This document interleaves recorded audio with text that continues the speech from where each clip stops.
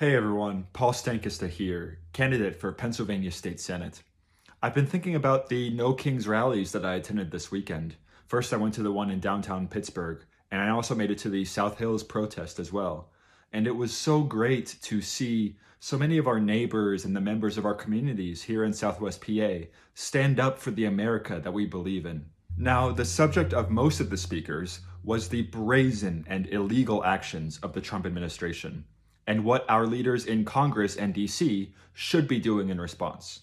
But there are many things that our state leaders right here in Pennsylvania should be doing to protect our communities from the Trump regime. First and foremost, our state government must stop providing resources to ICE's campaign of violence and terror. Our state legislators must require that the PA State Police stop giving support to ICE's operations.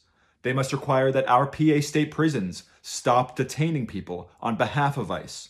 And they must require that our state government agencies stop providing unfettered access to databases that include information about all Pennsylvanians. Our state leaders must also pass legislation that prohibits local law enforcement agencies from entering into cooperative agreements with ICE.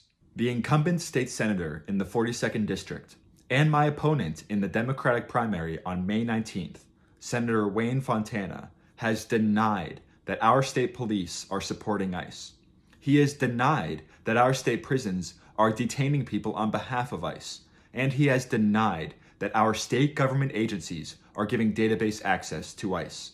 These are all provable lies.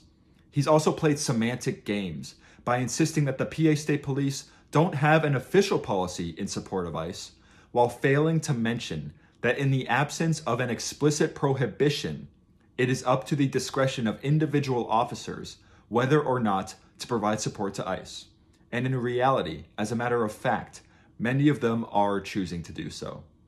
The senator can debase himself and his office with word games all he wants, but the rest of us are going to continue to fight to protect our communities.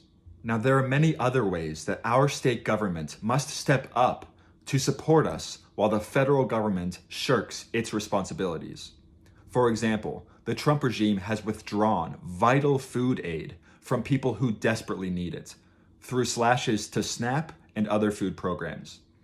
Our state leaders must pass legislation filling in the gaps in these programs to ensure that Pennsylvanians don't go hungry. The Trump regime is also undermining our public education system with regressive policies in the Department of Education.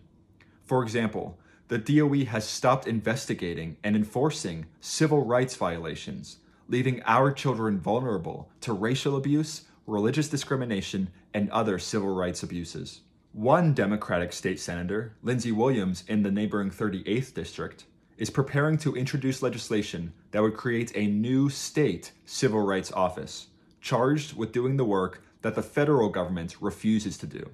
Unfortunately, this bill faces long odds in the Republican-controlled state Senate. Pennsylvania is not powerless to fight back against the illegal, violent, and morally corrupt actions of the Trump regime. All we need are state leaders who are willing to stand up and do the work. And that's why I'm running to represent the 42nd District in the PA State Senate.